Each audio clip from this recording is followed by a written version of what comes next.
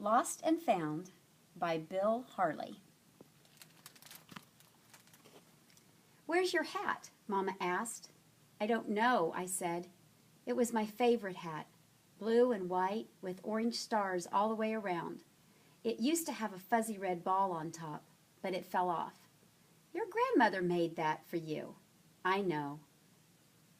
"What'll we tell her when she comes to visit this weekend?" "I don't know." "The minute you get to school tomorrow, go look in the Lost and Found." "Okay," I said. But the next morning I didn't go to the Lost and Found. I decided to find the hat myself. At recess, I looked by the basketball hoop, and under the slide, and behind the baseball backstop. I asked Devon if he had seen it. "It's blue and white with orange stars all the way around," I told him. "Nope," he said. "Did you look in the Lost and Found?" I made a face. "I know," Devon said. "I lost my baseball jacket last month, but I was too afraid to go see Mr. Remkowski." "Can you just get another hat?" asked Jessica. I shook my head. "Gran made that one for me, and I have to find it, even if it means asking Mr. Remkowski." "Uh-oh," they said. After recess, I looked for my hat in my desk, and under the hamster cage, and behind the bookshelves. I asked Tamara if she'd seen it. "No," she said. "Did you ask Mr. Remkowski?" I made a face. "I know," said Tamara. "I lost my sparkly purple scarf last month, but I was too afraid to ask him." "I have lots of hats," Jimmy said. "You can have one of mine." "Thanks," I said, "but I have to find it, even if it means asking Mr. Remkowski." "Oh, no," they both said. The next day, my friends asked me if I'd found my hat. "No," I said. "I've looked everywhere. There's only one thing left to do. Go to the Lost and Found." "But that means talking to Mr. Remkowski," said Jimmy. "Oh, no," said the others. "I know," I gulped. "He's really old. He's so old, he was the custodian when my mom went to this school." "Yeah," said Jessica.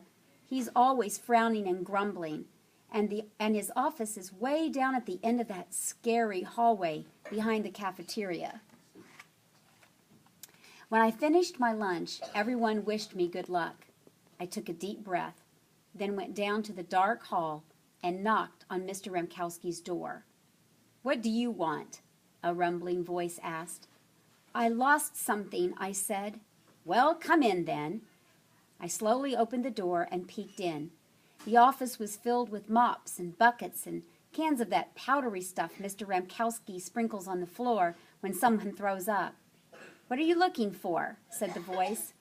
My blue and white hat with orange stars all around. It had a fuzzy red ball on top, but it fell off." "What's so important about it?" he growled. My grandmother made it," I said. Mr. Remkowski scratched his head. "I think I remember seeing a hat like that. Follow me." That's when I saw the enormous box. "I'll get the ladder," he said. I peered down into the box and peeked through the things on top. I didn't see my hat, but I saw Devon's baseball jacket and Tamara's sparkly purple scarf. When lunch period was over, I grabbed the jacket and the scarf and climbed back down the ladder. "I didn't find it," I told Mr. Remkowski, "but I'll take these things to my friends. Come back sometime and look again," he said. Devon was happy to get his jacket back. Tamara put on her scarf and twirled around. Jimmy, Jessica, and a kid I didn't even know asked me to look for something the next time I went to Mr. Remkowski's office. "Did you find your hat?" Mom asked after supper. "Not yet," I said. "You must learn to take better care of your things, Justin. You're having to spend an awful lot of time looking for your hat." I didn't say anything. I knew that already. The next day, I went back to Mr. Remkowski. He dragged the ladder out again, and I climbed into the box. I dug down deeper and found all sorts of weird stuff, but no hat. "You can have those things you pulled out," said Mr. Remkowski. Nobody wants them now. Thanks, I said. See you tomorrow. My friends went crazy over all the stuff that I found. I went back and looked through more stuff. The things I found were getting weirder and weirder, but still no hat. On Friday, my mom dropped me off at school early. This afternoon, when I pick you up, I'll have your grandmother with me. I didn't say anything. I already knew that. I went straight to Mr. Ramkowski's office. Keep digging, he said. It seems like he wanted me to find the hat as much as I did. But I was about ready to give up. Everything I was finding now was really old. I finally got to the bottom of the box. Do you see it? Mr. Ramkowski called down. It's not here, I said. Just this dumb old pink sweater. He said. Try looking under it. I lifted it up. My hat, I yelled. Blue and white with orange stars all the way around. Mr. Ramkowski helped me out of the box. Are you sure it's yours? It's mine, all right, I said. Then I noticed that it had a fuzzy red ball on top, just like the one that had fallen off my hat. I turned it inside out. The tag said, Sally. Wait, that's my mom's name, I said. This must have been her hat when she was a kid. Mr. Ramkowski actually smiled. Come back any time, he said. I put the hat on my head and went back to class. I wore it all day.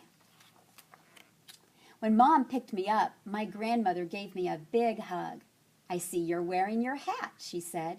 Yes, I hugged her back. I made your mother a hat exactly like that when she was a little girl, Gran told me. I know, I said. My mom had a funny look on her face. I grinned, but I didn't say anything. Gran looked at my mom, then at me. I wonder whatever happened to that hat I made for your mother. Maybe you should ask Mr. Ramkowski, I said. Ramkowski? Gran said. Is he still at this school? Your mother was always afraid of him, but he's really a nice man. I nodded. I knew that already. Stanley Ramkowski in The Discovery.